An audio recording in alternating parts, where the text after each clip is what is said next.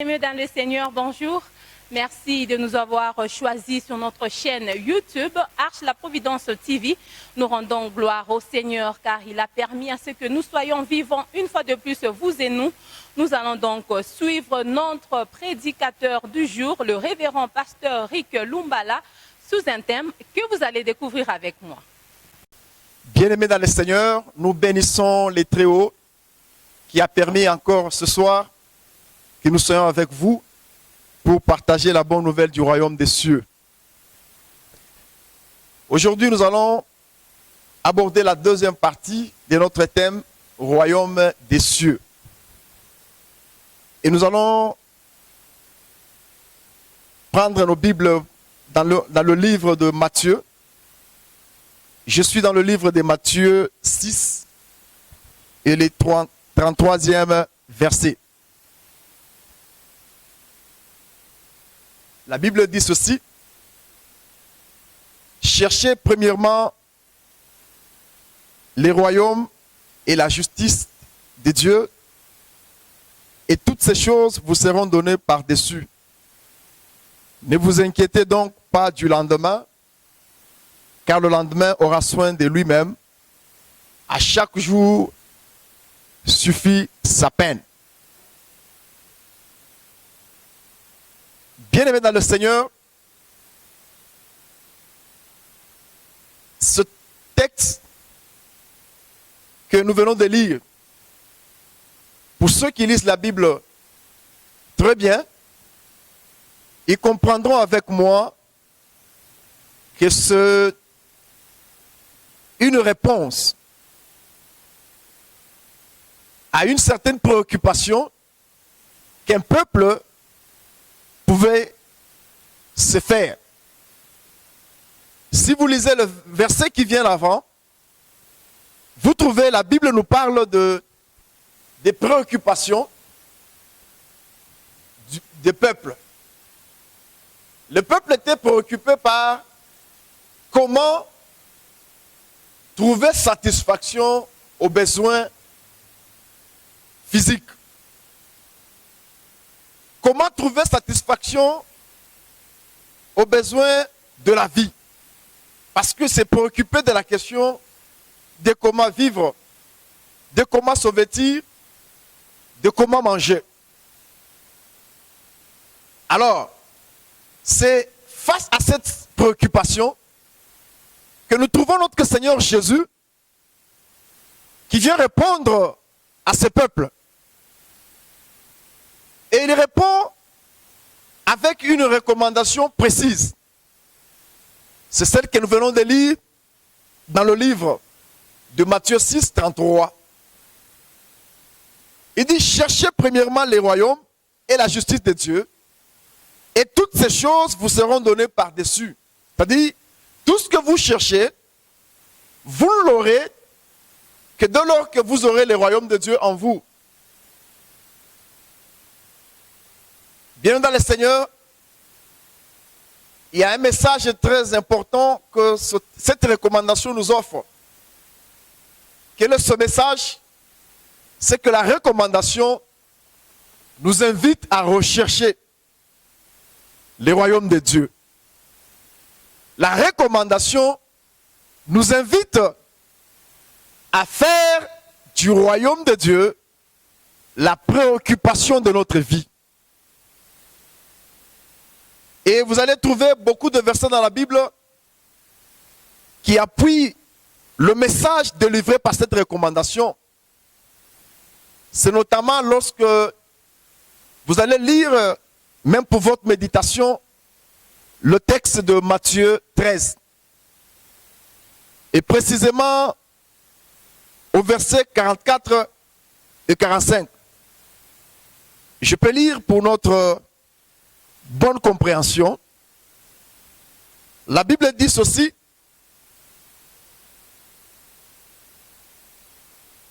le royaume des cieux est encore semblable à un trésor caché dans le champ. L'homme qui l'a trouvé le cache. Et dans sa joie, il va vendre tout ce qu'il a et achète le champ. 45. Le royaume des cieux est encore semblable à un marchand qui cherche des belles perles. Il a trouvé une perle de grand prix et il est allé vendre tout. Il est allé vendre tout ce qu'il avait. Il l'a acheté. Si on peut s'arrêter jusque-là. Eh bien, peuple de Dieu, je prends juste les deux versets qui peuvent nous révéler ou qui peuvent appuyer la recommandation de notre Seigneur Jésus qui nous invite à rechercher le royaume de Dieu. Quand vous regardez les deux paraboles dans le livre de Matthieu 13, vous conviendrez avec moi que les deux paraboles expriment toutes la même pensée. Il y a une même pensée exprimée dans les deux paraboles. Car toutes deux présentent les royaumes ou le royaume de Dieu comme le salut. Il présente le salut de Dieu en Christ comme quelque chose caché aux yeux de beaucoup de personnes. Oui, bien dans le Seigneur, le vrai salut est caché aux yeux de beaucoup de personnes. Et lorsque vous lisez le verset 11 du livre de Matthieu 13, et vous trouvez qu'on parle du salut comme d'un mystère caché. Effectivement, le vrai salut, il est caché à beaucoup de personnes.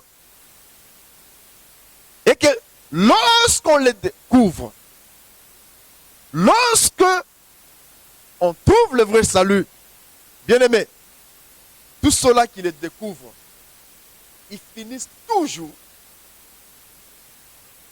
à abandonner tout ce qu'ils pouvaient faire pour se préoccuper seulement du vrai salut. Pourquoi? Parce que il est tellement précieux que lorsqu'il vous est révélé, il vous rend prêt à abandonner tout ce que vous pouvez faire pour se préoccuper de ce salut. C'est pourquoi Christ, lorsqu'il a trouvé un peuple préoccupé par les besoins de la vie, il a compris que ce peuple n'avait pas encore compris le vrai salut. C'est pour ça qu'il a exhorté ce peuple à la recherche du vrai salut. Il dit, cherchez premièrement le royaume de Dieu. C'est-à-dire, faites de ce royaume, faites du salut en Christ la préoccupation de votre vie. Et le reste viendra comme le par-dessus. Il y a une question très importante qui peut passer à notre esprit. Comment savoir si je fais du salut ma priorité? Et comment savoir que tel ne fait pas du salut sa priorité? C'est très simple à répondre. Vous pouvez trouver la réponse par une petite question que nous pouvons nous poser.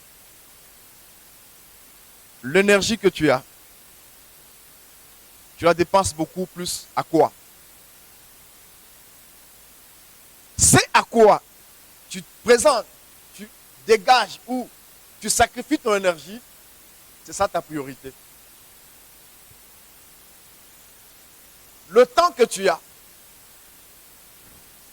tu passes beaucoup de temps à quoi? Lorsque tu sauras répondre à cette question, c'est là que tu trouveras quelle est la priorité de ta vie. les ressources que nous avons, d'une manière générale, elles sont dépensées à quoi? Lorsque tu répondras à cette question, c'est là que tu trouveras quelle est la priorité de ta vie. Mais si vous comprenez la pensée de Christ, c'est de faire du salut la priorité de notre vie. Et lorsqu'on aura fait du salut, parce que le salut nous l'avons lorsque Christ vient en nous. Quand il met son règne en nous, bien aimé, son règne nous rassure le salut. Et quand il est en nous, il faut que nous puissions le vivre. Et Christ nous invite à cette gymnastique, à vivre le salut, à le rechercher, à faire du salut notre préoccupation. Comment alors on peut rechercher ces royaumes? Puisque Jésus nous invite à le chercher.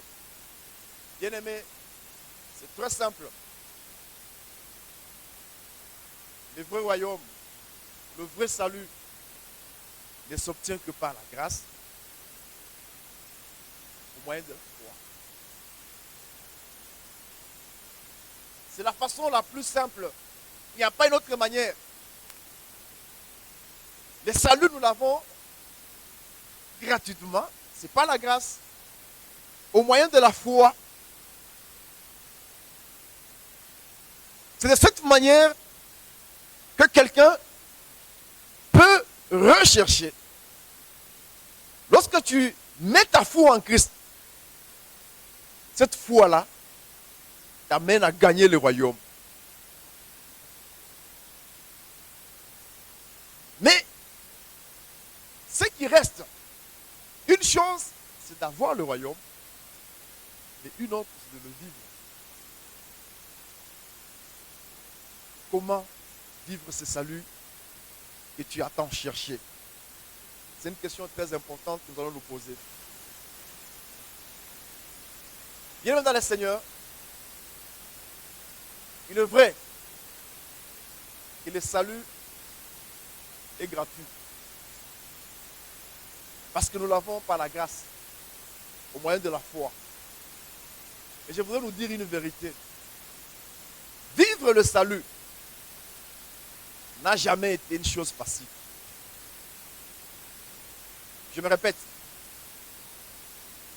Il est vrai que le salut est gratuit, puisque nous l'avons par la grâce. Mais le vivre, ce n'est pas facile. Pourquoi? Pour bien vivre le salut, il y a certaines choses qui doivent nous accompagner. Et nous allons les découvrir tous ensemble. La première des choses, à l'homme qui a la foi, si il voudrait vivre la plénitude du salut dans sa vie, la première des choses, il doit chercher à avoir la connaissance de la vérité de la parole de Dieu.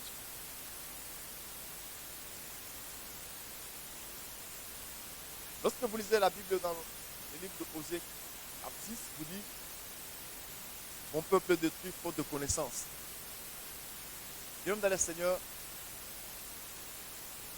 si tu veux vivre le salut, l'expérimenter dans le quotidien de ta vie,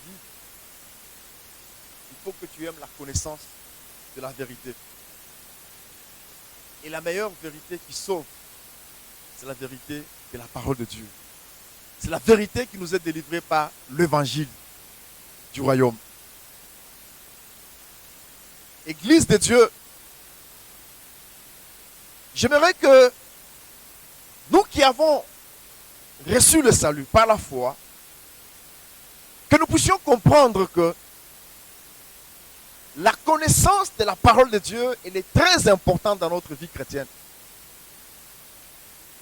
Parce que c'est au travers de la connaissance que tu auras le comportement adapté dans chaque circonstance.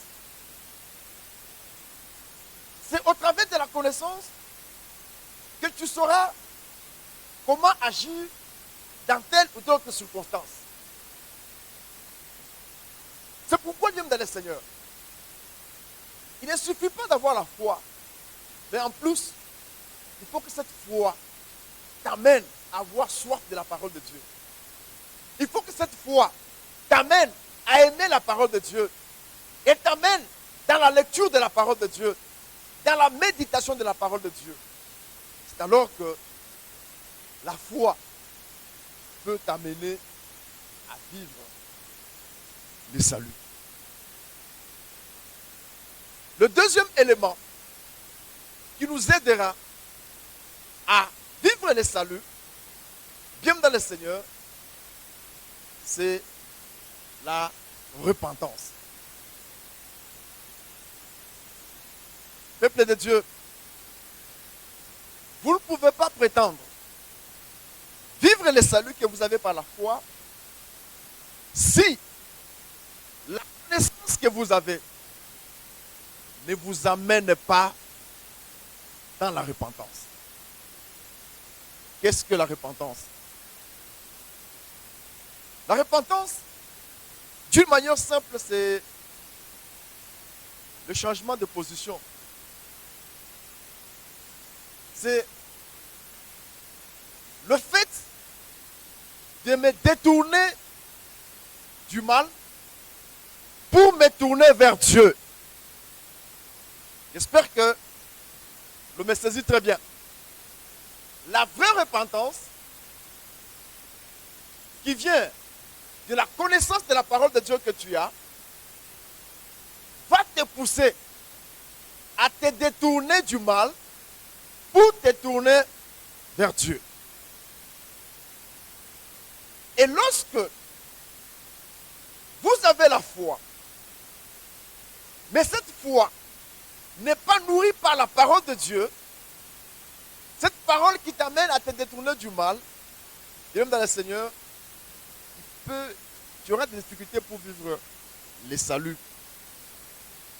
Le salut en Christ, il est vivable, mais à condition que la connaissance de la parole que tu as t'amène dans une vie de repentance, c'est-à-dire dans un changement de mentalité, changement de position. Je veux dire au peuple de Dieu que vous ne pouvez pas vivre la réalité du royaume de Dieu si vous gardez encore les mentalités du royaume du monde. Je me répète. Vous ne pouvez pas vivre les bénéfices du royaume de Dieu si votre foi en Christ ne vous amène pas à voir les mentalités du royaume de Dieu. Ce n'est pas avec le royaume du monde que nous pouvons nous maintenir dans le royaume de Dieu. Il faudrait que la connaissance que nous avons acquise en Christ nous détourne des mauvaises voies du monde pour que nous puissions nous tourner vers la voie de la justice. Et la repentance a sa valeur lorsque vous mettez dans ces détours-là et vous fait quitter d'un point vers un autre. Et une foi qui vous amène à ce niveau-là vous poussera à vivre le merveille du salut. Bien-aimés dans le Seigneur, quand je parle de la repentance, je voudrais que vous puissiez la voir à tous les niveaux. Ce changement de mentalité. Et il est très important d'insister sur ce changement de mentalité en fonction du royaume dans lequel vous vous retrouvez maintenant. Ce n'est pas pour rien que Christ, avant d'aller loin avec les disciples, il a ouvert un discours sur les béatitudes. J'espère que vous avez déjà lu tous le texte des béatitudes. Pourquoi? Bien-aimés dans le Seigneur, j'ai compris une chose. Jésus voulait déjà travailler au niveau de notre mentalité. Parce que ce texte parle du bien-être. Et parce que tout le monde se préoccupe du bien-être. Jésus voulait que le chrétien comprenne que le bien-être ne se définit pas de la même manière que le monde le définit. Comment? Parce que pour le monde, le bonheur dépend de la richesse, de biens matériels, de plaisir, de loisirs et de beaucoup de choses. Mais alors que le bonheur en Christ ne se définit pas par ces choses-là. Et c'est pour ça que vous trouvez que Christ ouvre tout un discours sur le vrai bonheur. Si le monde a son registre de définition du vrai bonheur,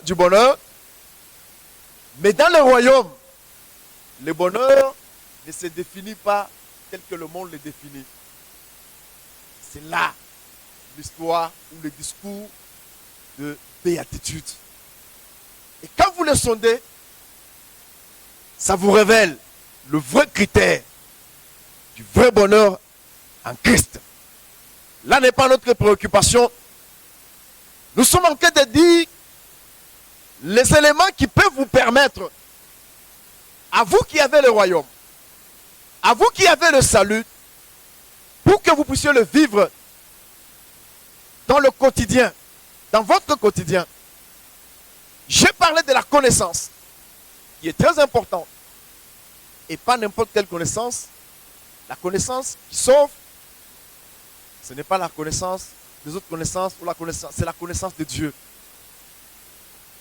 Cette connaissance, quand vous l'avez, et vous amène une transformation, et vous amène dans une repentance.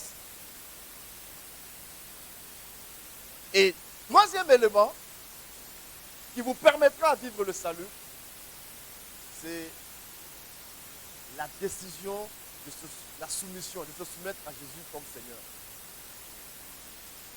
Peuple de Dieu, si Jésus règne dans votre vie, cela veut dire qu'il est devenu votre Seigneur. Je me répète, si Jésus règne dans votre vie, si vous avez accepté que Christ règne dans votre vie, cela veut dire qu'il devient le roi de votre vie, il devient le Seigneur de votre vie. Et donc, c'est lui qui doit régner. Puisque c'est lui qui règne en vous, vous lui devez soumission. Bien dans le Seigneur, vous ne pouvez pas prétendre vivre mieux le salut, vivre le royaume de Dieu, si en vous, il n'y a pas l'esprit de soumission à la seigneurie de Jésus. C'est très important. Pourquoi je préfère le dire? Des fois, l'évangile qu'on nous a présenté, je veux dire, le message qu'on nous a annoncé,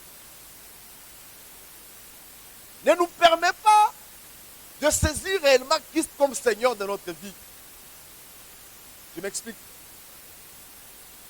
Lorsque on te présente un Jésus qui répond à tous tes besoins, sans rien attendre de toi, bien dans le Seigneur, c'est difficile que tu aies de lui une image d'un Seigneur. On vous a tellement présenté un Jésus qui répond à tout, sans rien exiger de nous. C'est le genre du message. Si tu viens à Christ, tout va changer. Si tu viens à Christ, tu auras ceci, tu auras cela. C'est bien beau. Mais bien dans le Seigneur, ce message-là ne permet pas au peuple qui nous suit de saisir la seigneurie de Jésus. Si Jésus est notre Seigneur, c'est qu'il doit régner. S'il y règne, c'est que nous lui devons soumission. Bien dans le Seigneur, vous ne pouvez pas prétendre vivre l'effectivité du salut si en vous, il n'y a pas l'esprit de soumission?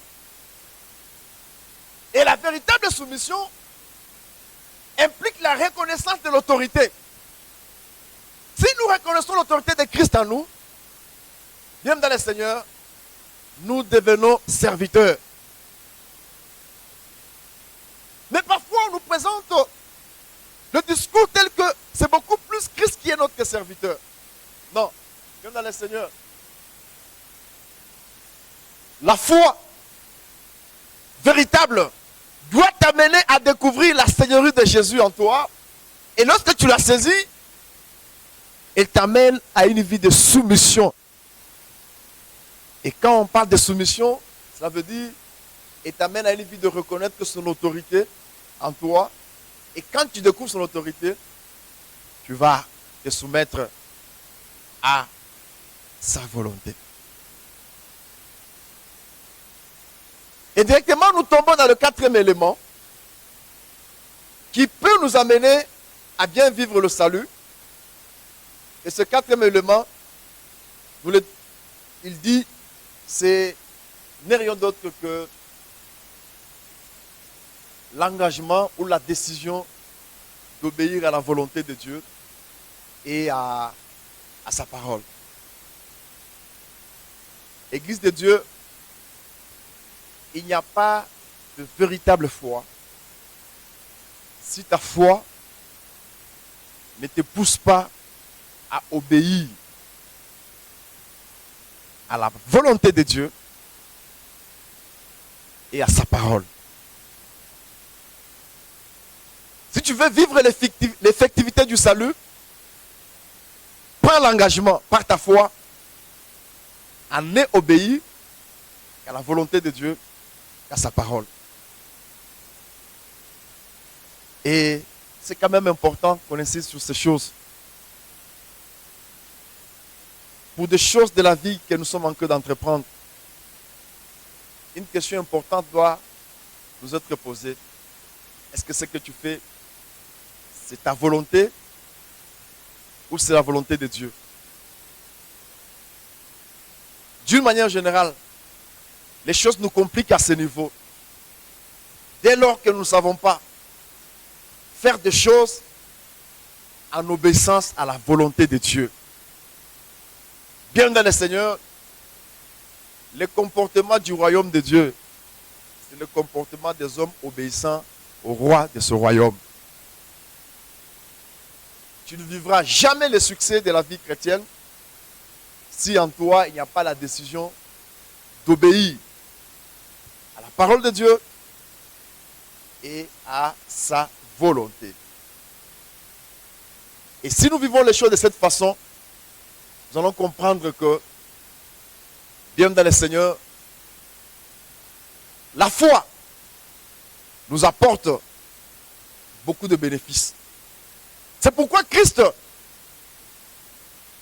trouvant un peuple préoccupé par des questions de la vie, qui veulent savoir comment répondre à leurs besoins, Jésus donne une recommandation: recherchez premièrement le royaume de Dieu et sa justice. C'est-à-dire, faites du royaume de Dieu la priorité des priorités de votre vie. Quand le royaume de Dieu sera la priorité de votre vie, alors le reste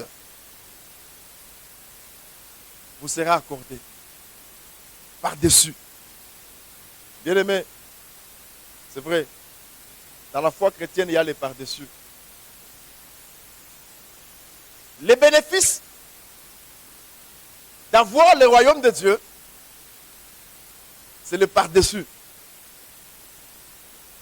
Le reste. C'est-à-dire, Jésus voulait dire aux disciples, ne vous préoccupez pas de ce qui est accessoire.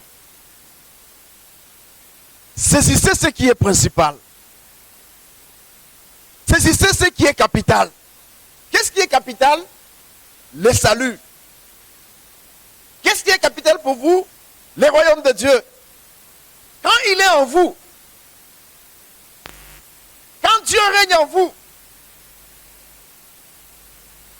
quand Dieu domine en vous, tout ce dont vous avez besoin viendra comme le reste. On est par-dessus tout. C'est très important même dans le Seigneur. J'ai compris une chose. Lorsque le peuple apprend à donner la priorité au salut, à donner la priorité au règne de Dieu dans leur vie, le règne de Dieu amènera automatiquement le reste. Et dans le reste, nous trouvons les besoins de nos vies. Je vais répondre à une préoccupation qui est en vous. Ce n'est pas parce que nous sommes dans le Seigneur que nous serons privés de certaines choses. Bien dans le Seigneur, la foi chrétienne nous donne d'ailleurs les bénéfices. Qu'est-ce que je veux dire? Lorsque Christ règne en toi, il va te prendre en charge. Il va prendre soin de ta vie. Non seulement qu'il prendra soin de ta vie, mais aussi la présence de Dieu en vous fera de lui le pourvoyeur de ta vie.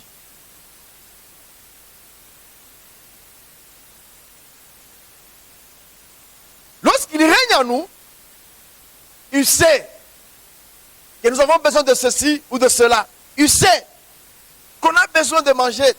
Il sait qu'on a besoin de nous vêtir. Il sait nos besoins de la vie. Mais lorsqu'il règne en nous, il nous rassure une prise en charge. Bien-aimé, demandez à ceux qui savent la prise en charge. Quand Dieu te prend en charge, il prend soin de toi. Lorsqu'il te prend en charge, bien dans le Seigneur, il devient le pourvoyeur de ta vie. C'est lui qui pourvoit à tes besoins. Donc, qu'est-ce que le Seigneur voulait dire? Il voulait dire ceci. Les citoyens du royaume des cieux, ce n'est pas quelqu'un qui doit se préoccuper des choses du monde. Il doit beaucoup plus se préoccuper de Dieu. Il doit s'investir dans le Seigneur. Lorsqu'on s'investit dans le Seigneur, lorsqu'on gagne Dieu, lorsqu'il est en nous, tout ce qui est à lui reviendra vers nous. Il est vrai qu'on a besoin de bénédiction de Dieu. Mais j'aimerais vous dire bien de le Seigneur, si ta foi te pousse à ne chercher que les bénédictions de Dieu, sans chercher les dieux de bénédiction, c'est une mauvaise foi. Mais la véritable foi, c'est celle qui va t'amener à chercher les dieux de bénédiction. Lorsque tu l'auras, ces bénédictions vont te suivre.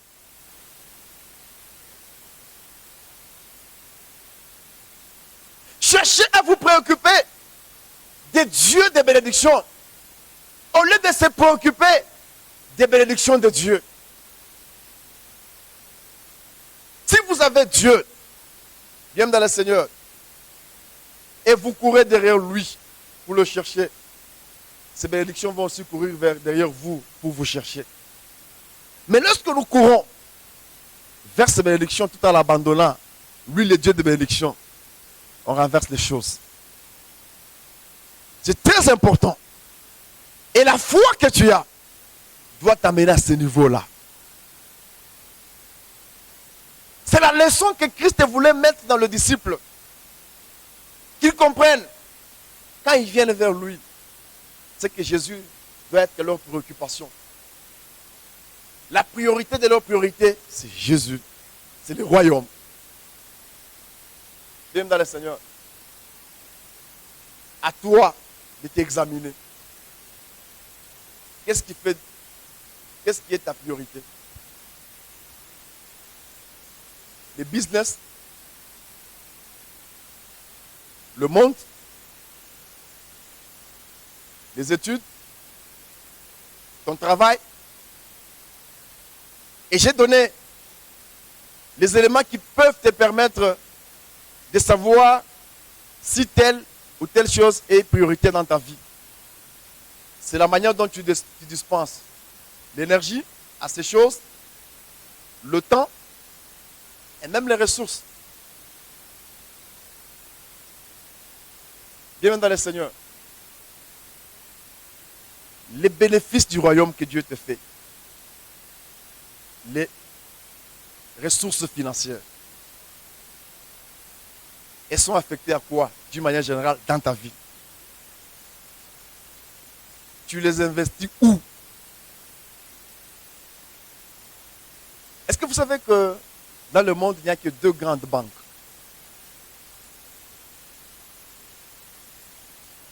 Vous savez que dans la vie, il n'y a que 2 grandes banques. Une qui est terrestre et une autre qui est céleste. Maintenant, regarde. Tu es dans le Seigneur, c'est une bonne chose. Tu es chrétien, c'est une très bonne chose. Mais la foi chrétienne que tu as t'amène à investir où? Dans quelle banque tu investis?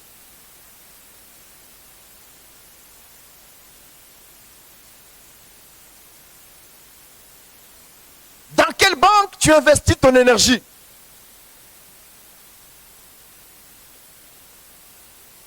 Est-ce dans la banque terrestre ou dans la banque céleste? Dans quelle banque tu investis ton temps? Est-ce dans la banque terrestre ou dans la banque céleste? Dans quelle banque tu investis tes ressources financières? Est-ce dans la banque terrestre ou dans la banque céleste? Église de Dieu, la vérité de la parole de Dieu sauve. Pour vous qui avez un peu de moyens qui viennent de la part de Dieu, laissez-moi vous dire la vérité. La pensée de Dieu, c'est que vos ressources financières servent à des bénéfices ou à des objectifs célestes. Je répète. À vous qui êtes intendant des biens de Dieu. Pourquoi je vous appelle intendant? Parce que le vrai propriétaire des biens, c'est Dieu. Lorsqu'il vous les donne, c'est en qualité d'intendant. Donc vous les gardez en son compte. À vous qui êtes propriétaire, qui êtes intendant des biens de Dieu, dans quelle banque vous investissez? Est-ce dans la banque céleste ou de la banque terrestre? Mais la pensée de Dieu, c'est que nos ressources servent à des objectifs célestes. Il est très important, même dans le Seigneur, que nous puissions comprendre cette réalité des choses. Et lorsqu'on la comprendra, le salut dont on nous a parlé ne sera pas quelque chose de théorique, qui sera vivable, mais dans le respect des conditions que je vous ai révélées. Lorsque votre connaissance ne transforme pas votre vie, ne vous amène pas dans une repentance, lorsque votre repentance ne vous amène pas dans une soumission, lorsque cette connaissance ne vous pousse pas à obéir à la volonté de Dieu et à sa parole, tu peux être dans l'église, tu peux avoir des années dans l'église, mais il te sera difficile de vivre le salut.